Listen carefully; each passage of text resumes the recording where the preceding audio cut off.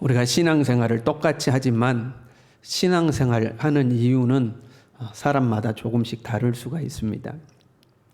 크게 나누어 보면요. 먼저는 자기 자신을 위해서 신앙생활을 합니다. 여러분 그렇잖아요. 구원받기 위해서 또는 구원을 받았으니까. 그리고 그 다음에는 복을 좀 받기 원하는 마음의 평안을 얻기 위해서, 또 내게 삶에 문제가 생겼는데 하나님이 좀 도와주시기를 원하는 마음으로 경건생활하고 하나님을 의지할 수 있죠. 하나님을 믿는다는 것, 신앙을 가지고 있다는 것이 우리를 좀 든든하게 할 때가 있는 거죠. 무슨 문제가 와도 하나님이 함께 계셔, 하나님이 나를 도와주실 거야, 이런 생각하면 든든하잖아요. 내 자신의 평안과 안전과 어떤 번성함을 위해서 신앙생활을 하는 거죠. 이렇게 신앙생활 하다가 한번 업그레이드가 될 필요가 있습니다. 처음에는 우리가 다 내 자신을 위해서 신앙생활 하지만 어느 정도 신앙생활을 하다 보면 이제는 내 자신을 위해서 하는 것이 아니라 나를 통해 일하시는 하나님의 뜻을 이루기 위한 신앙으로 이제 전환되는 거죠. 나를 구원하시고 나를 축복하신 것은 나를 통해서 하나님의 나라를, 이제 큰 틀에서 말하면요, 하나님의 나라를 확장하려는 하나님의 계획이 있다. 나는 그 하나님의 계획을 위해서 주님을 섬긴다.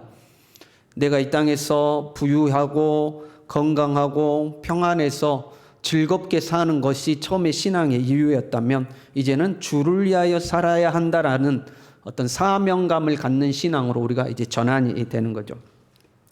큰 틀에 의해서는 하나님의 나라를 확장하는 거죠. 좁은 의미로 보면요, 내 삶에 크고 작은 일이 생길 때에 그 일을 통해서 하나님이 하시고자 하시는 것이 무엇인지 그것을 깨닫는 거죠. 단순히 문제가 생겼다, 문제가 해결되었다, 이게 아니고 어떤 문제가 생기면 하나님이 이걸 통해서 무엇을 하시려고 할까? 하나님이 원하시는 것은 무엇일까? 하나님의 계획은 무엇일까? 이거를 발견하고 그것을 이루어 가는 거죠. 그러니까 나를 위해 사는 삶이 이제 변하여서 주를 위하여 사는 삶으로 바뀌는 거예요. 사실 엄밀하게 말하면 주를 위하여 사는 삶이 나를 위한 최고의 삶인 것을 믿고 사는 거죠.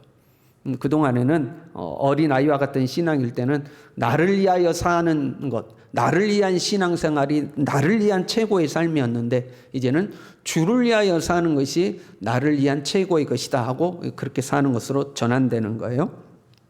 지금 우리가 땅에 대해서 8번째 시간이거든요. 땅은 영역으로 이해할 필요가 있다고 그랬어요. 한번 그동안 우리가 나눴던 것을 적용해 보자고요. 성공을 원하는 사람이 있다고 가정해 봐요. 이 사람에게 있어서 성공이란 하나의 영역입니다. 하나의 땅이죠. 성공이라는 하나의 땅을, 하나의 영역을 차지하고 싶은 거죠. 그래서 보통은 이제 하나님께 기도하잖아요. 하나님, 나를 성공시켜 주십시오. 하나님, 나 한 번만 도와주셔서 이 일에 성공할 수 있도록 도와주십시오라고 하나님께 기도하죠. 그렇게 기도하고 하나님의 도움을 구하다가 스스로 묻든지 아니면 어떤 계기가 되었든지 간에 질문을 할 수 있어야 됩니다. 왜 하나님이 나를 성공시켜야 하는가 하는 거죠. 하나님, 나 성공시켜 주세요. 그럼 왜냐는 거죠. 하나님이 나를 성공시켜야 할 이유가 무엇이냐 하는 거죠. 보통은 그 이유를 하나님과의 관계에서 찾습니다. 하나님이 나를 사랑하시니까. 마치 부모가 자녀가 잘 되기를 원하는 것처럼 하나님은 나의 좋은 아버지가 되시니까 하나님, 아버지시니까 나 한번 도와줘야 되지 않습니까? 하나님, 나의 좋은 아버지시니까 나 한번 축복해 주셔야 되지 않습니까? 하나님과 나와의 관계에서 그 이유를 찾는 거죠. 근데 자꾸요, 우리가 하나님과의 관계 속에서 하나님 나 한번 도와주세요, 하나님 축복해 주세요 하면 나중에는요 조금 염치가 없어질 때가 있습니다. 자꾸 하나님보다 도와달라고 그러니까 염치가 없죠. 그래서 우리는 그 다음에 뭘 하게 되냐면 열심히 봉사합니다. 그리고 헌신하죠. 경건의 삶을 열심히 삽니다. 그것은 어떻게 보면 일종의 하나님의 약속을 붙잡는 행위입니다. 하나님, 기도하면 응답하시겠다고 약속했죠. 나 이렇게 열심히 기도합니다. 그러니까 약속하신 대로 응답해 주십시오. 하나님, 주님 앞에 무엇으로 심든지 그대로 거두게 하신다고 했죠. 내가 이렇게 열심히 헌신하고 이웃을 섬기고 구제하고 심었으니 하나님 나 거두게 해 주십시오. 거두게 하시되 100배로 거둘 수 있도록 하나님 나를 축복해 주십시오. 약속을 붙잡는 거죠. 하나님 말씀을 지켜 행하면 나가도 복을 받고 들어와도 복을 받겠다고 약속하셨죠. 하나님 난 말씀대로 살려고 이렇게 애를 쓰고 몸부림치고 있습니다. 그러니 약속하신 대로 나가도 복을 받고 들어와도 복을 받고 성읍에서 복을 받고 들에서도 복을 받고 하는 일이 다 복받도록 하나님 도와주십시오. 근데 내가 맨입으로 하나님 나 좋은 아버지시잖아요. 그러니까 나 좀 도와주세요. 이것보다는 하나님 난 말씀대로 살았습니다. 그러니까 약속 지키세요. 하나님 약속대로 나 축복해 주세요. 이러면 훨씬 이게 낫잖아요. 좀 떳떳하잖아요. 우리가 하나님 앞에. 아브라함의 초기 신앙이 여기에 해당한다고 할 수 있습니다. 하나님 아브라함을 부르셨어요. 그리고 약속하셨어요. 하나님이 땅도 주겠다. 자녀도 주겠다. 너 이름 창대케 해주겠다. 너는 뭐 복덩어리가 되게 해주겠다고 약속하셨어요. 아브라함은 이 하나님의 약속을 믿고 따라갔습니다. 하나님의 약속대로 가면 하나님의 그 약속을 이루실 걸 믿은 거죠. 그러나 세월이 지나면서 아브라함은 자신의 생각과 하나님의 계획이 다르다는 것을 깨닫게 됩니다. 자기의 생각은 내 당대에 자녀들도 하나님이 많이 주시고 땅도 차지하게 해줄 것이라고 생각했는데, 그런데 당대에 이루어지는 것이 아니라 후대에 이루어질 것이라는 것을 아브라함이 깨닫게 되죠. 하나님 앞에 언약식을 행하다가 너의 후손이 4대 만에 이 땅으로 다시 돌아올 것이라는 하나님의 그 애원의 말씀을 듣고 내 생각과 하나님의 생각이 다르구나 하는 것을 이제 깨닫게 됩니다. 야곱은요, 좀 더 구체적인 하나님의 계획을 자기 입으로 고백하게 됩니다. 형을 피해서 에산촌 집으로 도망하던 중에 광야에서 돌베개를 베고 자다가 꿈속에서 하나님을 만나게 됩니다.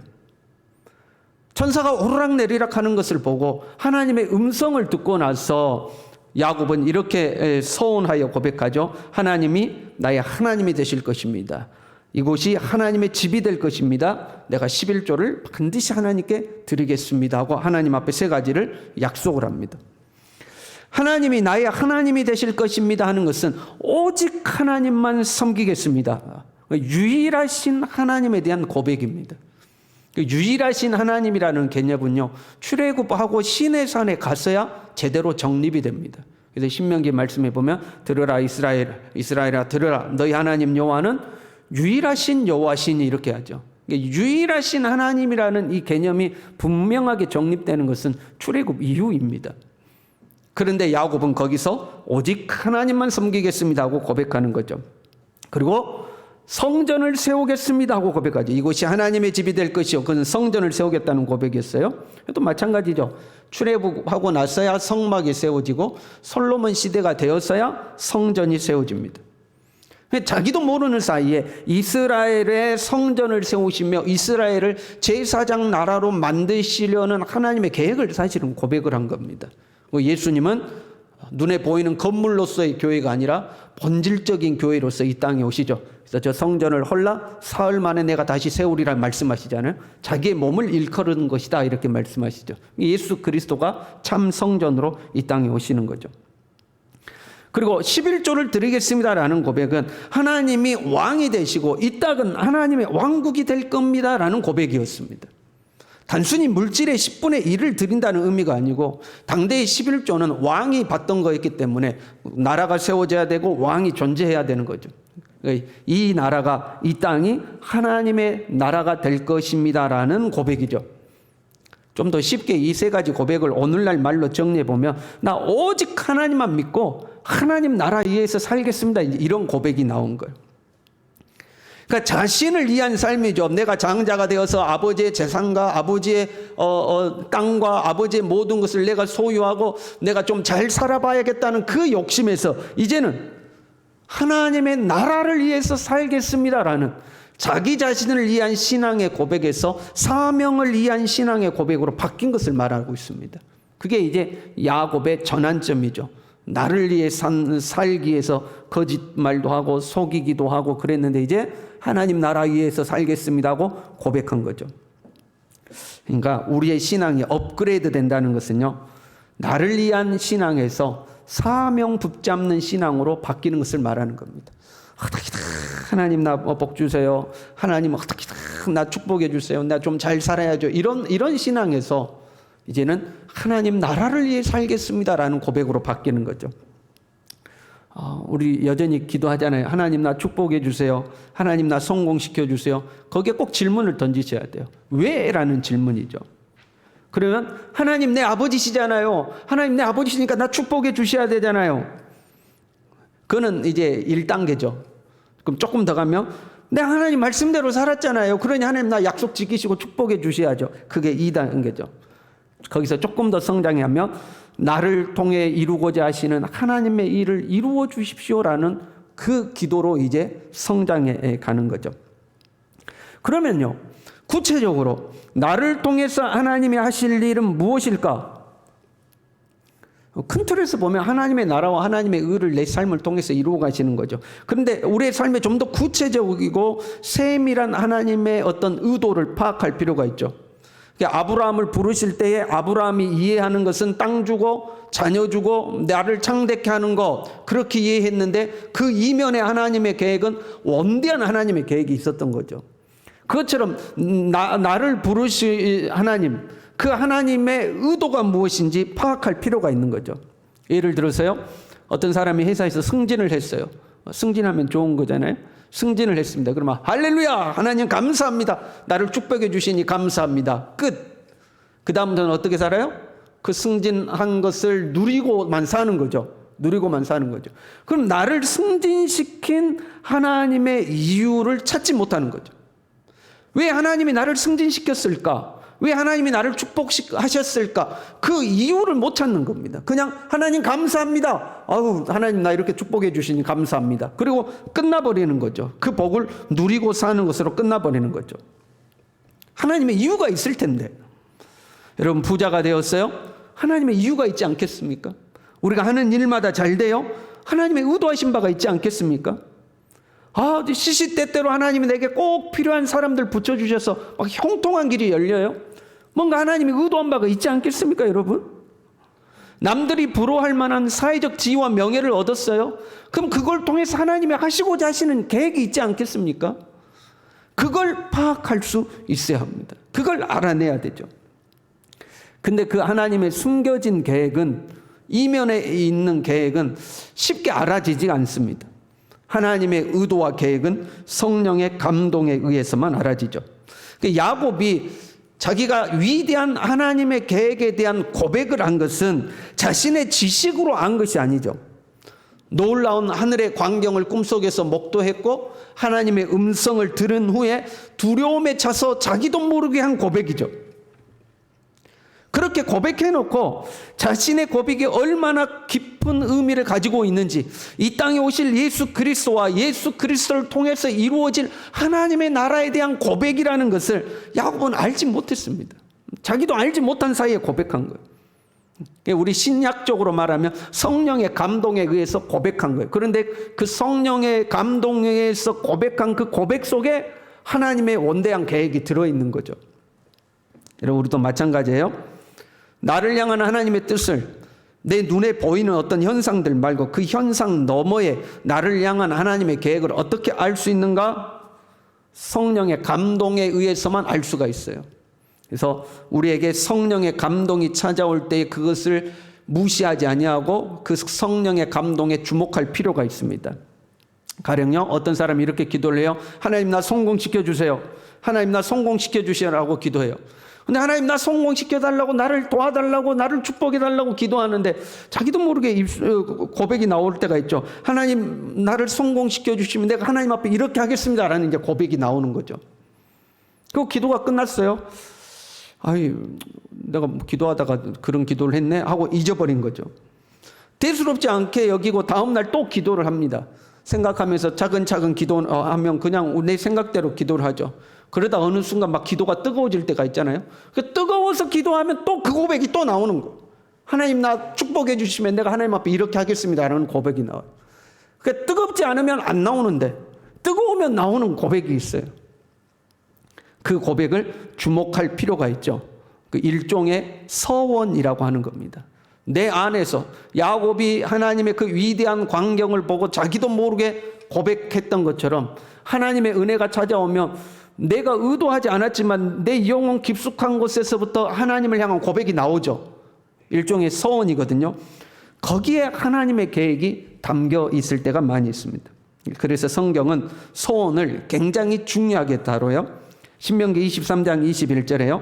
네 하나님 여호와께 소원하기든 갚기를 더디하지 말라. 네 하나님 여호와께서 반드시 그것을 내게 요구하시리니 더디면 그것이 내게 죄가 될 것이라. 소원했으면 반드시 갚아야 된다는 거예요. 왜요? 그 소원하게 하신 하나님의 그 어떤 감동 뒤에는 하나님의 계획이 있는 겁니다. 그 사람으로 하여금 소원케 하시고 그 소원을 통해서 하나님이 이루어 가시는 하나님의 계획이 있는 거죠. 그리고 그래서 하나님은 필요할 때 우리로 하여금 소원할 수 있는 상황으로 우리를 이끌어 가십니다. 시편 66편 13절 14절에 이렇게 되어 있어요. 내가 번제물을 가지고 주의 집에 들어가서 나의 소원을 주께 갚으리니 이는 내 입술이 낸 것이요 내 환난 때에 내 입이 말한 것이니이다. 나 하나님 앞에 가서 소원 갚을게요. 왜? 내 입술로 소원을 했다는 거예요. 근데 그 소원을 왜 했어요? 환난 때에 내가 말했다는 거예요. 여러분 그럴 때 있잖아요. 너무 다급하고 너무 막 그 힘든 일이 있을 때 하나님이 이 문제만 해결해 주면 내가 하나님 앞에 이렇게 할게요. 이렇게 고백하잖아요. 그러니까 하나님이 우리를 그런 환경으로 몰고 가서 소원하도록 했다는 거예요. 환난 때에 내 입이 말한 소원이기 때문에 하나님 앞에 그 소원을 지키겠다 하는 거죠. 그러니까 하나님은 우리로 하여금 어떤 상황 또는 기도나 찬양이나 예배 드릴 때 어떤 성령의 감동에 의해서 나로 하여금 하나님께 고백하도록 하는 말들이 있는 거죠.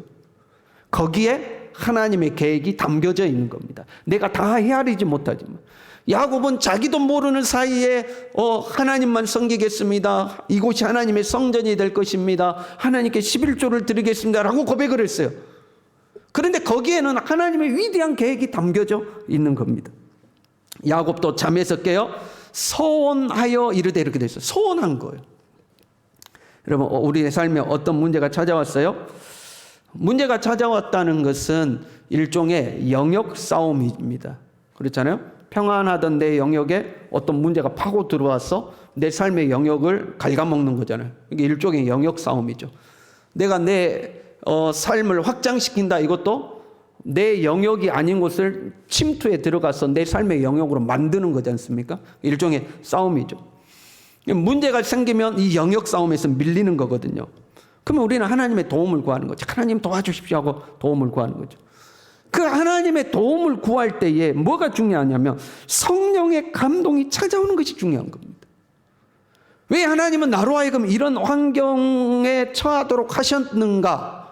그것이 고난의 환경이든 아니면 축복의 환경이든 왜 하나님은 나로 하여금 이런 환경으로 나를 몰아가셨는가에 대한 하나님의 계획, 하나님의 뜻이 알아져야 되는데 그냥은 알아지지 않는다는 거죠. 성령의 감동함이 있어야 하는 거죠.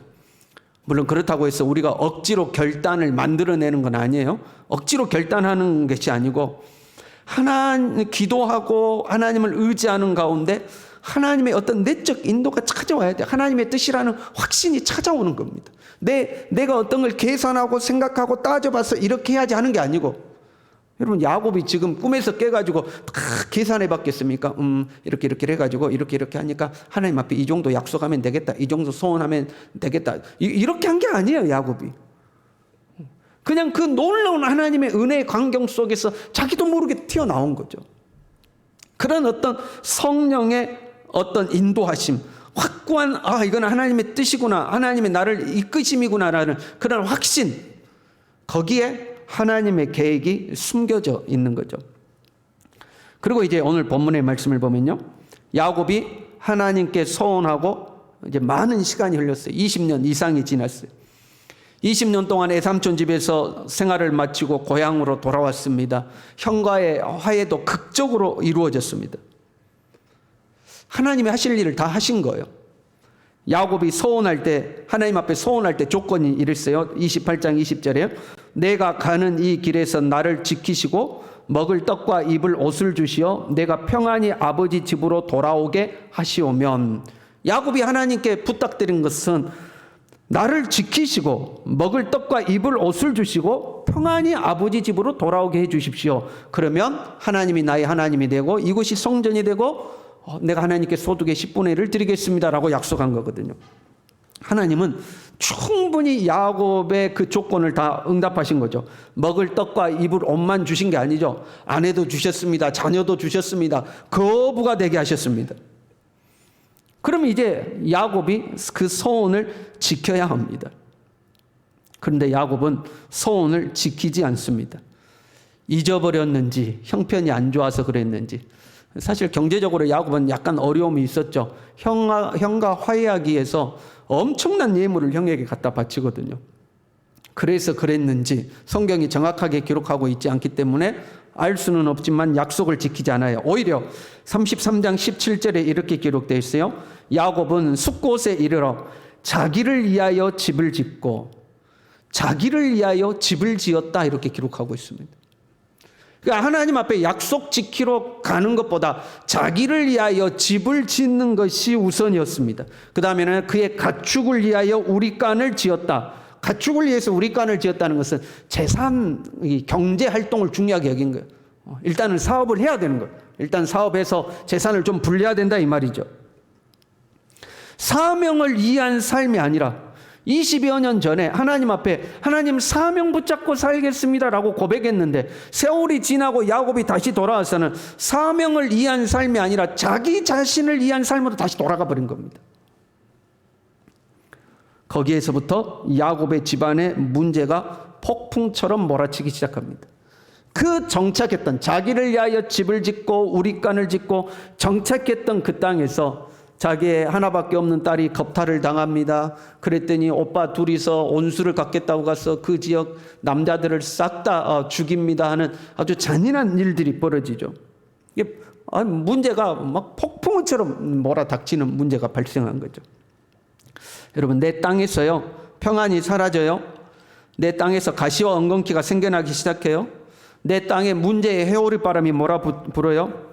그러면 하나님 앞에 약속한 바를 다 지켰는지 스스로를 점검할 필요가 있습니다. 모든 문제가 항상 그런 것은 아닙니다. 문제는 다양한 이유에 의해서 우리에게 찾아오는 거죠. 그러나 그 이유 중에 하나가 하나님께 약속한 바를 지키지 않아서일 수도 있습니다. 그렇다고 해서 야곱이 신앙생활 안 했는가? 그거 아닙니다. 33장 아까 17절에 자기를 위하여 집을 지었잖아요. 33장 20절에 보면 이렇게 되어 있습니다. 거기에 제단을 쌓고 그 이름을 엘헬로의 이스라엘이라 불렀더라. 하나님 앞에 제단 쌓았어요. 하나님, 이스라엘의 하나님이라는 제단에 이름을 붙이고 거기서 하나님을 예배하고 경건의 삶을 살았습니다. 그럼 문제는 뭐가 문제예요? 하나님과 약속한 곳에 제단을 쌓아야 하는데 자기 편한 곳에 제단을 쌓았어요. 왜 나름대로 열심히 신앙생활을 함에도 불구하고 내 삶의 영역에, 내 땅 속에 문제가 많은가? 나는 나름대로 예배도 드리고 나는 나름대로 기도도 하고 나름대로 신앙생활도 하는데 왜 내 땅에는 여전히 문제의 해오리바람이 계속해서 몰아붙이는가? 혹시 하나님의 약속을 지키지 않고 내 편한 곳에 제단을 쌓지 않았는지 점검할 필요가 있습니다. 마찬가지로 꼭 그것만은 아니에요. 그러나 그 이유 때문일 수도 있어요. 그냥 하나님의 약속대로 성령의 감동에 순종해서 한 것이 아니라 그냥 나 편한 대로 하는 거죠. 나 편한 대로. 거기에 문제가 발생한 거죠. 그리고 오늘 본문의 말씀이죠. 그 문제의 해오리바람이 몰아칠 때에 하나님이 야곱에게 나타나셔서 말씀하시는 거죠. 베델로 일어나 베델로 올라가서 거기 거주하며 네가 네 형 에서의 낯을 피하여 도망하던 때에 내게 나타났던 하나님께 거기서 제단을 쌓아라. 한마디로 말하면 약속 지켜라 하는 거죠. 너 약속 지켜라.